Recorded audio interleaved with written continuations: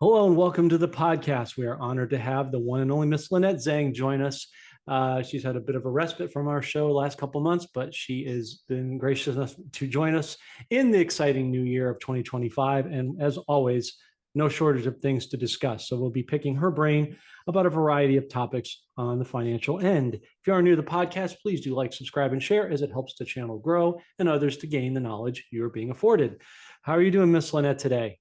I am doing great and very happy to be here. Thank you for having me, John. Oh, it's an honor to have somebody of your cachet. So, and this is thankfully not our first one. So we've broken the proverbial mitt in a little bit, so we can, excuse me, take the next steps.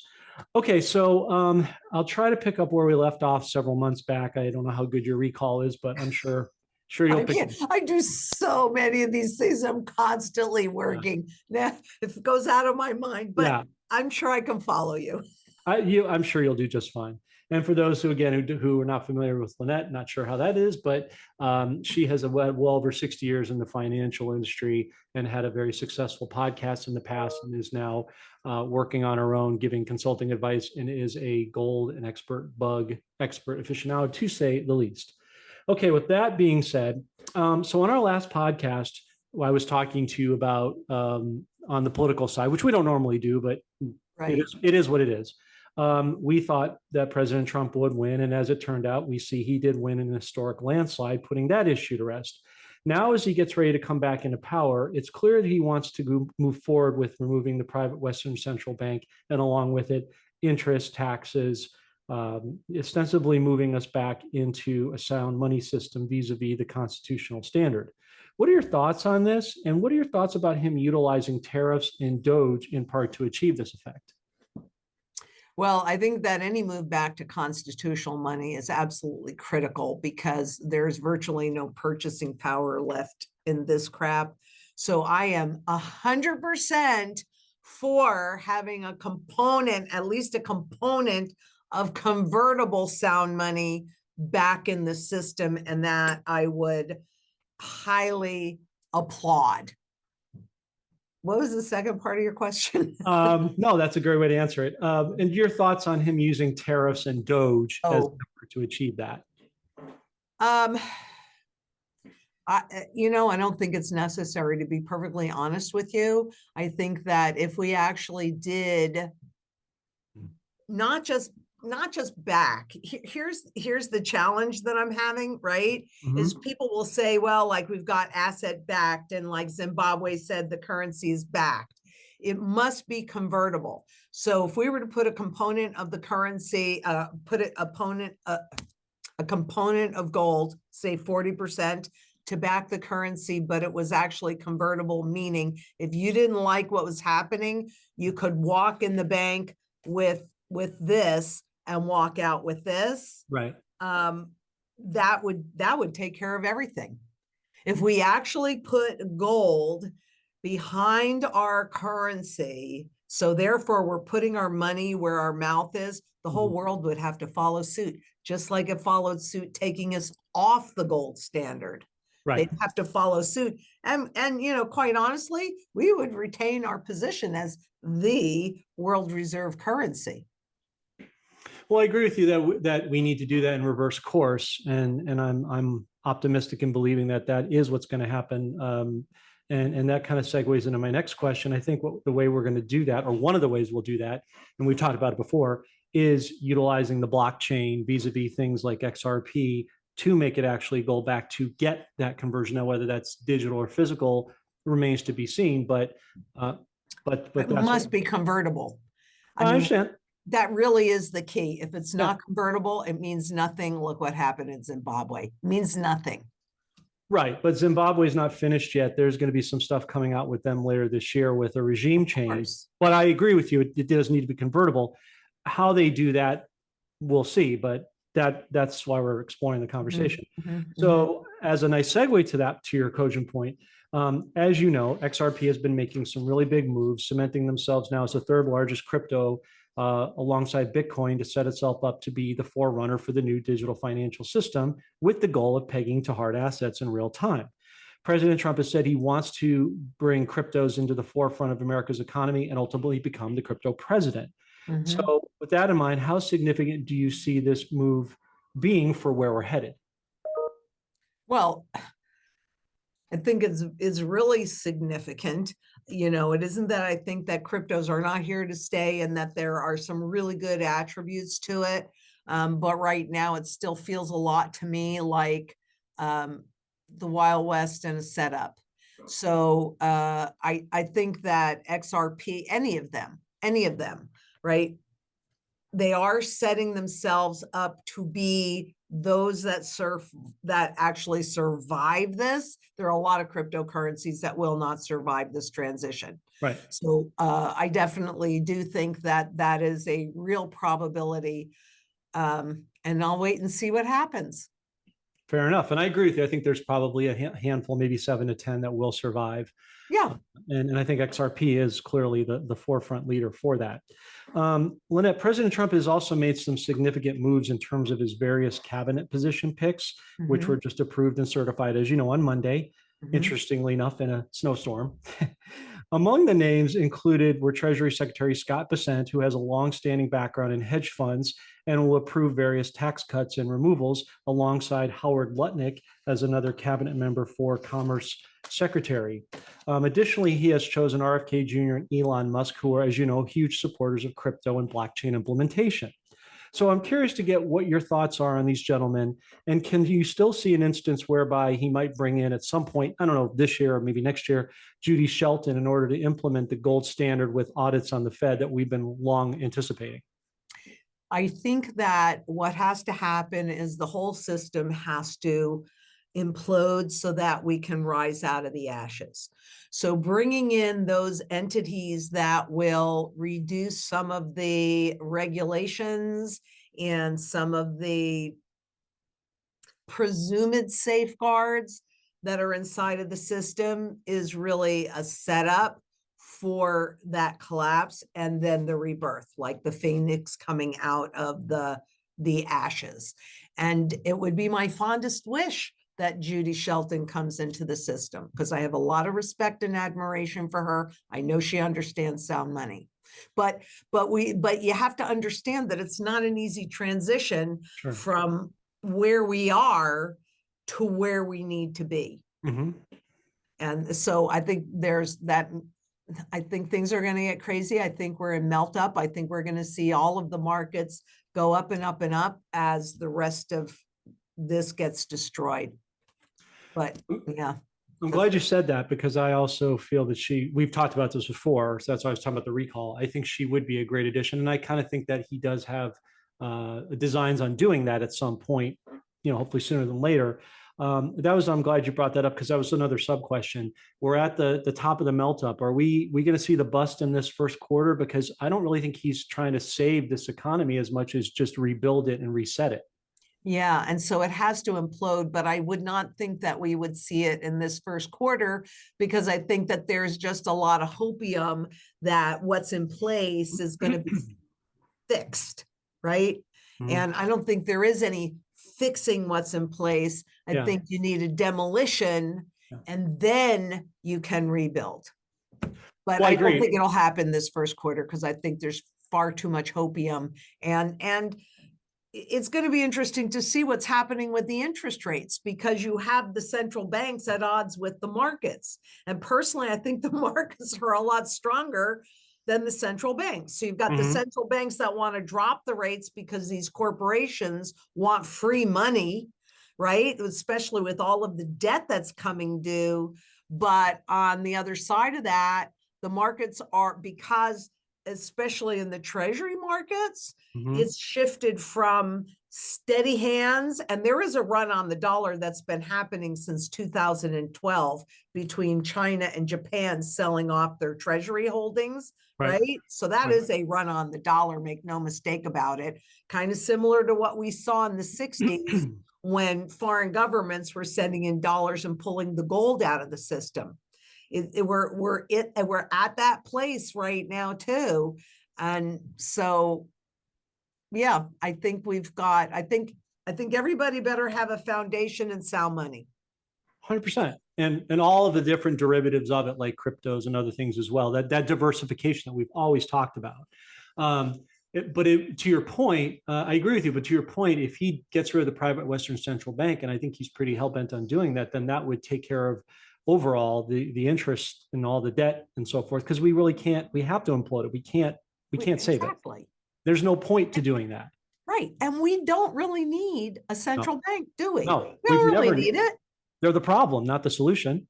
So Correct. I'm glad we're aligned with that. And I do We have are. something for you in a minute on the question tying into, as you said, the dollar and the reserve hegemony. We'll get to that in a minute. But another interesting development, Lynette, that I wanted to talk to you about was something our team caught actually the other day with respect to banking and financial institutions, whereby a movement is seemingly occurring with about 8 to 10 financiers opting out of the NZBA, the Net Zero Bank Alliance, or Yes, I saw that. Yeah. Chase wasn't it Chase that just did it like Well, yesterday or the day before or something? Well, what's interesting, Lynette, to your point, is the first two companies to do it were Wells Fargo and Goldman Sachs. That surprised me somewhat. It was good, but surprising. Then you had Citigroup, Chase, Morgan Stanley, Vanguard, BlackRock, State Street, et Right. cetera. So it looks like more will join. So I'm wondering what your thoughts are on this capitulation, and do you see this trend continuing, and what implications does this pose? Oh, wow. It's interesting because even though they're leaving net zero, how does that impact the carbon tax, right? And how does that impact those companies that are trying to create those alternatives? So I think it really kind of upends all of the plans that were in place. And I don't think that it's too powerful a trend that's moving. You and I do it, we're little, it's not going to make any kind of impact, right? But when you have those Wall Street banks and those large banks that have so much influence, and that private money that has even more influence, to your point, BlackRock, Vanguard, State Street, Mhm. I mean, they're basically running the show on a lot of levels, including in the banking sector. So I do think that trend will continue. I agree. And I think it's an about face overall. And I Yeah, was it very is. encouraged to see it. So that's why I wanted to kind of get your experiential hands on that. So that's good to hear.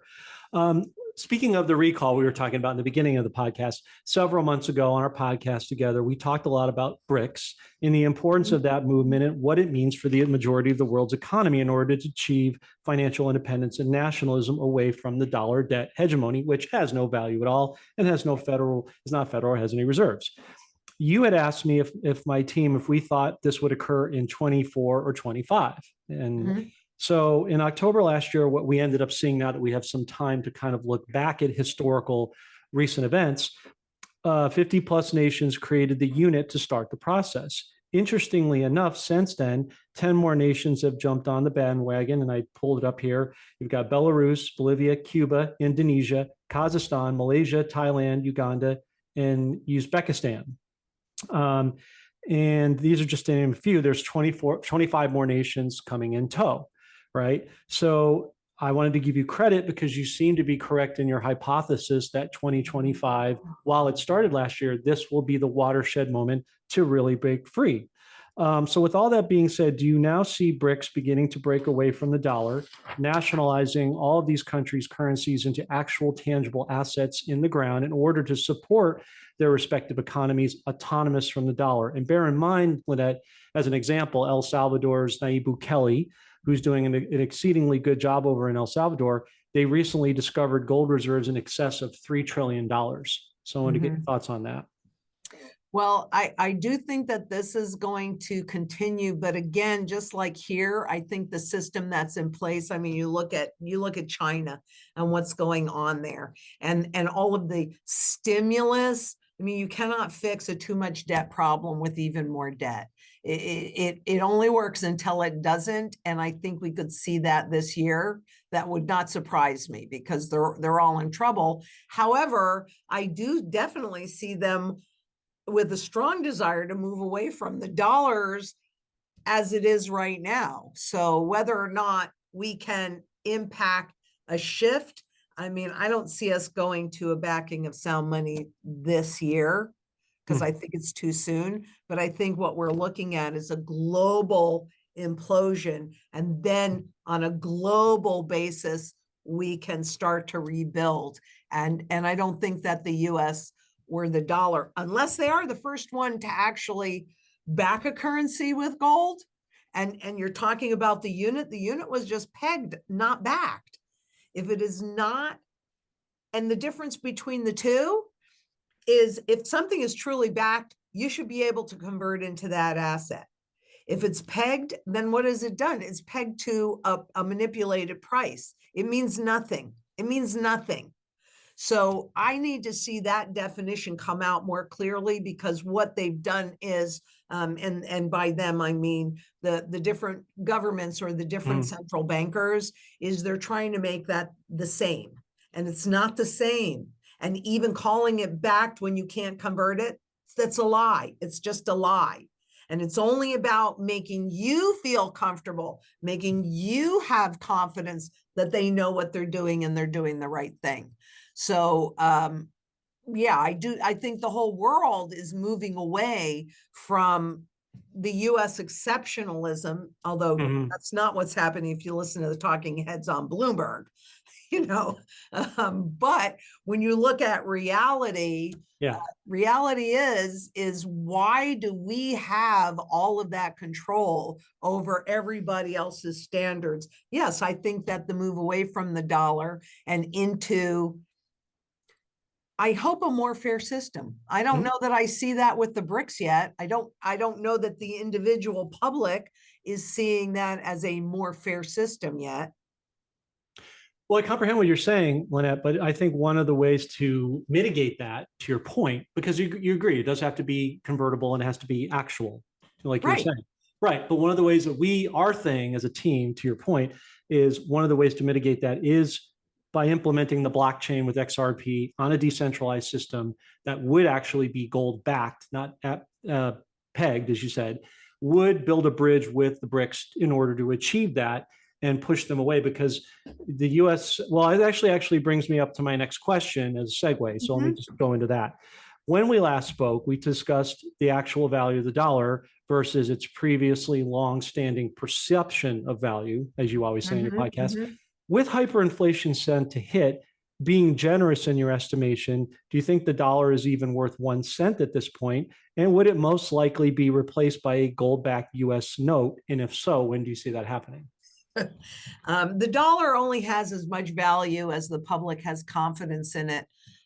There's so little confidence left that I think that we're going to see much higher and more rapid inflation this year. And I think that very well could, by the end of this year, erode whatever little bit of confidence and hopium is left in the public. And so the dollar really has zero value. I mean, where do you use it, right? Where do you use it? It doesn't matter that the dollar is stronger against other currencies, because every single currency is inflating away the purchasing power of the value, which is what matters to you and me. It doesn't matter unless you're traveling a little bit. But even so, to my point, the erosion of the purchasing power everywhere in the world is really, really obvious and evident. But what I also find very interesting, when I'll take Brazil, for example. Right. You know, Brazil is in a world of hurt on a fiscal level. And yet you can look at an article that said, you know, Brazil is doing really great. They hit 4.5 GDP or whatever that is. So the spin out there, and what we get, just if all we're looking at is US based versus us looking at more global based information, it's different, right? And it all depends on the spin, which is really about perception management. And most Americans like that exceptionalism, but I think we're losing that, and I think that'll be gone by the end of this year. I don't know if I answered your question or not. You did. Well, it's a long, protracted question. It needs a bit of articulation, which you did. So I agree. I think it's just personal opinion. I think it's going to happen well before the end of this year. I think first, second quarter. And to your point, Lynette, just my personal opinion, I could be wrong, but that's what we see. Right. But this is all up for discussion. That's why we're here. But to your point, you just kind of proved what we were saying in the sense that there's little to no confidence in the dollar here stateside. And there's even less so with Oh, BRICS. yeah. Otherwise, they wouldn't be doing what they're doing. So wouldn't that just precipitate an even more accelerated movement to get away from the dollar? That's what we think. So That it is highly probable. yeah. But I think right now, what I'm seeing is an awful lot of hopium. So I think that hopium has to be dashed first. Because the public, I mean, look, when they created this system, they even said people marry the legal money of the state and they cannot but hope that at some point it will regain that purchasing power, which is what all the politicians feed into. I'm gonna reduce prices. What you're really saying when you're saying that is I'm going to bring value back into the currency so that things in terms of that currency cost you less, but they don't understand money. Right. I really don't see a central banker or a politician, or not many anyway, there are some, that understand money and they know how to spend it. They know how to make more of it, but they know that's all about devaluation. Well, yeah. Well, and I understand your cautious outlook on things, but as you said, the phoenix rising out of the ashes, things are not always as they seem, and we don't see all that there is to see. There's a lot of subtext behind the scenes that will show itself, and we think there's a lot of things that have been hidden that are now about to be uncovered, to your point. So that's, I hope so. well, honest to God, John, I really hope so. Yeah. Well, we're pretty excited on our end, and it's just good again to take your experienced position and opinion and hypothesis and take that against the equation and give the audience the best breadth and depth of information to decide for themselves, which is right, because all you and I can do, period, is give you our opinion based upon the data and the facts that we're looking at and how history has reacted to those. And then you make a supposition. But definitely what I've learned in my long lifetime is all in due time, just not necessarily mine. That's a very true statement on many, many levels. Yes, it is. I know your dad taught you that amongst many things. Life taught me that. Oh yeah, fair enough. I want to share a screen with you on something here we thought was kind of interesting.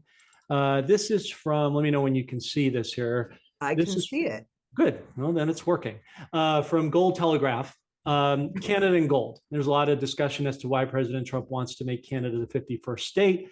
Number of geopolitical reasons, but there's also many financial reasons, right? Up your milieu and your wheelhouse. So there has a lot of gold. Well, they have one in the ground. Yes. Well, that can be mined though. And as you know, they have the #1 leading producer of potash, one of the largest land masses on the planet, one of the largest producers of uranium, gold, to your point, crude oil reserves. So when he talks about drill, baby, drill, producer natural gas, and of course, nickel. So there seems to be a lot of advantageous reasons and positions for why he's doing that. How do you see this position of getting Canada to be a 51st state in terms of the financial implications affecting the overall economic landscape? Well, I don't see Canada doing it willingly. However, the Bank of Canada does have no gold. And one thing that we've learned and history has shown us is that desperate governments do desperate things. And even if, I mean, honestly, part of the strategy is that what happens with governments is that they're forced to sell off their income producing assets when they're desperate for money. So there are all different ways that we, meaning even individuals, let alone our government to their government, to take advantage of Canada that could very well be in a very vulnerable position. I don't know that I see them coming in as a state, but I think that there's an opportunity potentially to own a lot of those assets when the government gets it, because they have no gold. So they're going to have to do something. They're going to be in a very bad position as this thing unfolds. whether or not we have gold, we report that we have gold, but who really knows if we do?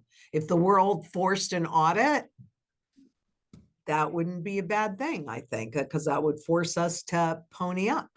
Yeah, and I think that's exactly one of the many things President Trump wants to do is force an audit to show transparency so the people can see what's been withheld. And to your point, the government of Canada, of course, doesn't want it because they want to keep the corruption in house. But I'll guarantee you the citizens do, and they were very happy about Justin Trudeau being sort of removed and stepped down. And that was a victory for everyone. And so I think this would give the Canadians the citizens a way to break free. And to your point, in one of our dialogues, have a bigger seat at the proverbial table, which you've always talked about. So I think it presents an interesting opportunity, to say the least. Yes, I think there are a lot of very interesting opportunities that are ahead of us if we're in the right place at the right time with the right asset. Well, again, you've talked about this and we've talked about it many times, just to, as a refrain for people who haven't seen, our discussions, diversification is the key. But it all centers around, the baseline or the underlayment is the physical assets, which it provides a springboard for everything else. So as that is happening, that breeds the opportunity for more diversification, right? And of course, land and, assets and growing your own food and all of those sundry things. One of the other questions I wanted to ask you, just a couple more things for today, is I know in our last discussion, you were estimating that silver might hit $45 by the end of the year and gold around 3,000 by year's end. As of today, we've not yet realized those marks, but we're now starting to move back in that direction. Are you surprised by that? And if not, what do you think the overall forecast for gold and silver with President Trump at the helm will be both this year and over the next 4 years? Not completely surprised, because as we know, a rising gold price is an indication of a failing currency. And I mean, the level of digital or paper gold and silver, especially to actual physical stores, even if they find new discoveries, not completely surprised, but I think that this year, definitely we're going to see gold and silver on a trajectory out. And I think we've got a wedge formation. I'm not looking at the chart in front of me, but I think I can see a breakout in both of those. So I'm going to keep going to the silver forecast. Honest to goodness, silver could conclude that cup at any point. It is so definite when you look at the chart that there really is no doubt in my mind.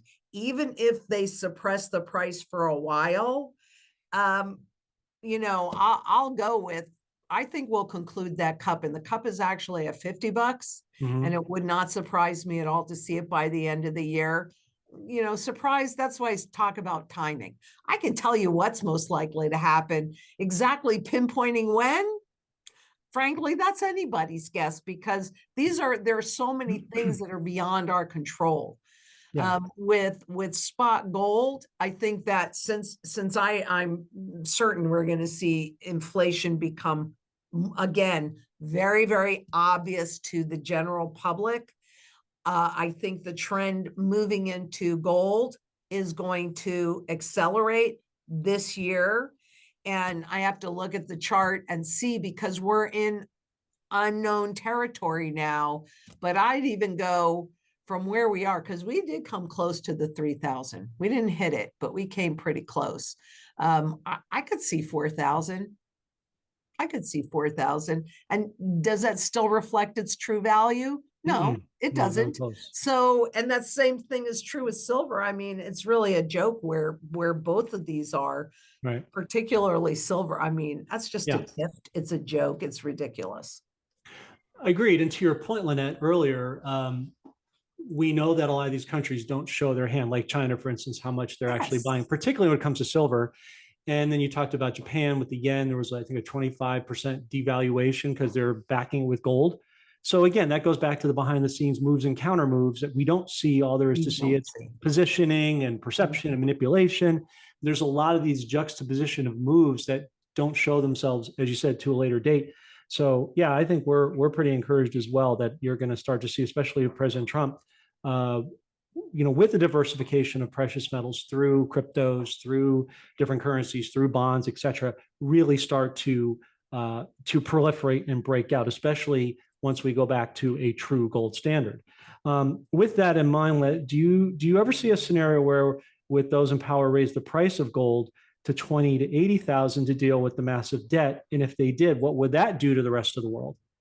I see it going even so far beyond that, because it Yeah. really is based upon all of this garbage money that they all can continue to create to stimulate the nominal prices going higher, to keep people in the system, to keep them away from the tangible assets and the sound money market.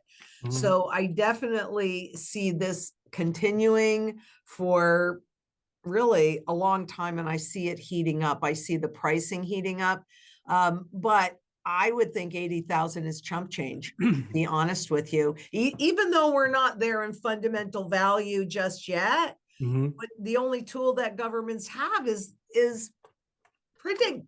That's it. See, Marie probably thought she wasn't going to have to pick Love that gun. cash today. But that's the only thing that they have is printing. And to the earlier point, we have to get rid of the garbage. We have to have that implosion and collapse. What does that look like? It looks like hyperinflation. That's what it looks like. So for it to even convert at, I'm going to be really outrageous or seem outrageous, $10 trillion an ounce, you got to understand the dollar has absolutely zero value, just like this $10 trillion Zimbabwe note. So what we see as a devaluation to a revaluation, it's not perceived much now, but when you do this juxtaposition with BRICS, when you go to a gold standard, that will change the face of those currencies and everything 100%. associated with it. So I just want to be clear about that to explain this position. Where it is isn't where it's going to stay. So exactly, we just have to put a pin on make sure we're clear about that. And to your point, I agree with you about the price of gold and silver going to the stratosphere. And the other reason why is because we interview regularly. I'm sure you know Bill Holter, and he had a really good position on this a long time ago, in the aspect that if we're not going to do it, but if we were hypothetically going to pay off the debt, right? To do that with gold and silver, you would have to have mathematically them be in the well into the six figures to do that, to cover the real debt, which we believe is somewhere between 263 to 300 trillion, the actual debt, not what the fake news is saying. No, fake news is already saying, or the IFF, so that's not fake news, is already saying it's in excess of 313 trillion. There you go. I would say that it is far more into the quadrillions that we don't see, plus all of those bets, the derivative bets against all of this debt. I mean, what's beyond quadrillion? Quintillion? Quintillions. Right. So, and all that is just a bunch of zeros. Yeah. That's what it is. It's a bunch of zeros. So yes, to your point, I wish we were only 313 trillion in debt, as the IFF reported, but that's way higher than that. We all know it. We just can't see it. We just can't prove it. And what about all that leverage? I mean, a lot of those derivatives can be leveraged 1,000 times or more. 1,000 times or more. Okay, so. Well, that's the good news, I think, Lynette, at the end of the day, is because we know what we're closer to what the real actual debt is, like you said, with data, statistics, and analytics and historical context, and knowing what they've been hiding or trying to suppress that's now eking out. But the flip side is we know that they're just going to reset and default, because there's no reason to do that. If you just go back to sound money, it kills all that stuff to begin with, which is just makes it all the more advantageous to do that and be positioned in those various assets. So right. And the hyperinflation is really the way for advanced governments or any government to repay that debt with dollars that have zero value. And guess what? We citizens can actually execute the same darn strategy with any of our fixed rate debt. right? We can Right. execute the same strategy where, and personally, I'm not going to wait. The only reason, John, that I happen to have a mortgage on this house is because I want to execute this strategy. And I don't have a big mortgage on it.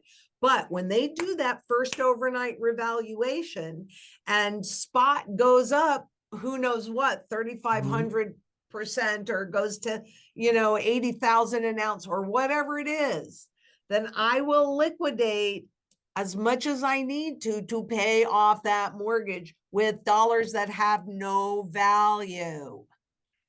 Or an even better, I agree, but there's an even possibly, Lynette, a better scenario that when we just default and reset, all those mortgages were debtors' prisons and artificial because banks create no products or services whatsoever. That could just be totally forgiven and wiped out as well. So we'll have to see. Well, from your mouth to God's ears, history does not say that that's accurate. But hey, maybe it'll happen. But history is also being rewritten as well. So you'll see. We'll see. You'll see. We're going to see. I think they're pushing us back to feudal times, and I hope that we can avoid that. And that's just where you've just got a handful of people that own everything and all the rest of us that we pay tithing to. So we'll see. I hope that's not what happens. If you own gold and silver, you're going to be able to avoid that. But I believe that's what they would want to do, but I don't think that's what's going to happen. And again, to your bigger point, that's the battle.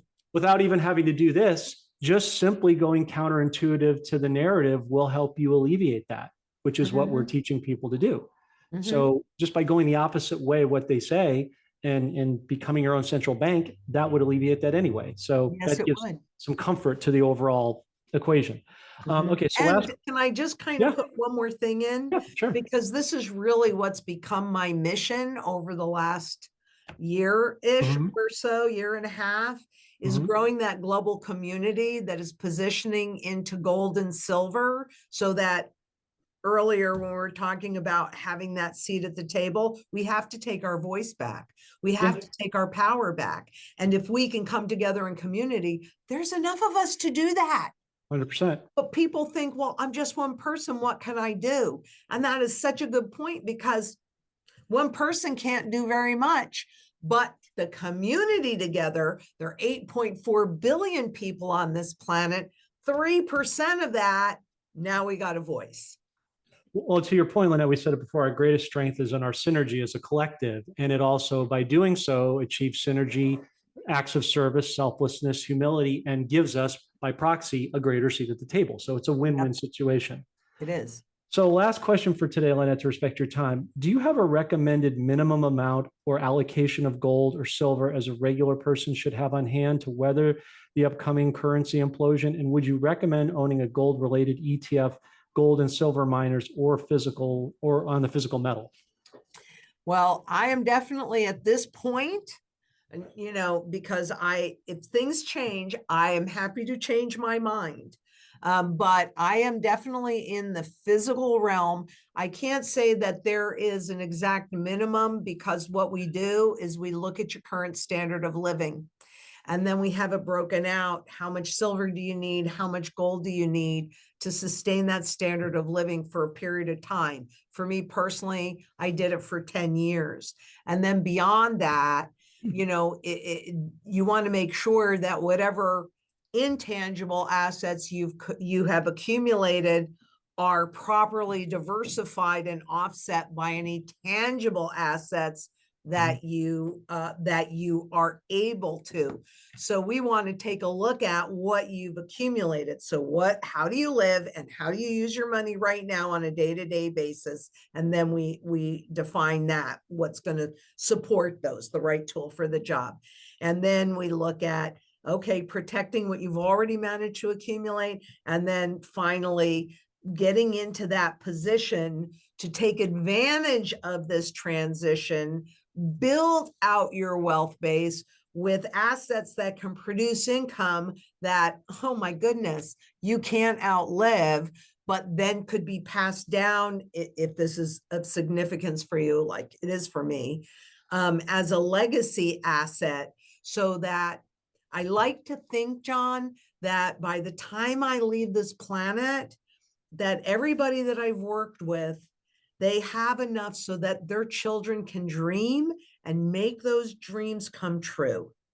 That's really what I see, because if we allow them to just abuse us the way that we have, your children will be able to dream, but they are not going to be able to make those dreams come true. And that's the American promise, is that anybody, if you work hard enough and you're smart enough, you can make those dreams come true.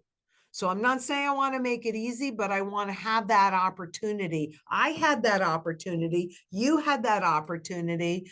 I can't get, my granddaughter has less rights than I had. What is that about? In some ways, we're going backwards, and I don't like that at all. That bothers me greatly. But, you know, there is an opportunity here for us to take our power back, because even though one person can't do it, a whole bunch of us together can. Yeah. I'm still working to cement my legacy, and you're finalizing yours, which is great, because by doing what you're doing, you know, in all this. So Lynette, as we close, last thoughts you have for the audience, and where can people find your work? Well, number one, don't wait, because a lot of people think that they're going to have all the time to get ready. And to your earlier point, you need to create, this is not an easy transition. So everybody needs to create security in food, water, energy, security itself, barterability, wealth preservation, community, and shelter. And community is arguably the most important piece, because there is power in numbers. And so get it done. Don't procrastinate. Find people that are like-minded, come together, so you're bringing different talents and different things that you have together. And that's how we're going to survive this.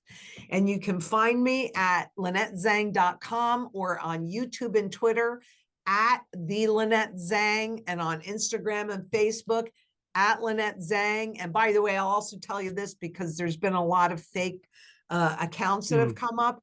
I will never, ever, ever tell you on Instagram or Facebook or anywhere else like that to buy anything. I won't tell you to buy anything. I won't ask you to buy anything. We're about education. We want you to make your own choice that puts your best interest first. So if you go on there and somebody's saying you should buy whatever, it's not me. You got into a fake account. I'm sorry to bring that up, but Oh no, we just noticed lately that there's a lot of them. We go through that too, so Yeah. so we completely comprehend that. Well, Lynette Zang, always a pleasure, my dear, to have you. Thank you for joining us and for your time. We look forward to having you again soon, and we pray you have a blessed rest of your day. Thank you. Thank you for having me, and I look forward to coming back again. Definitely. Take care.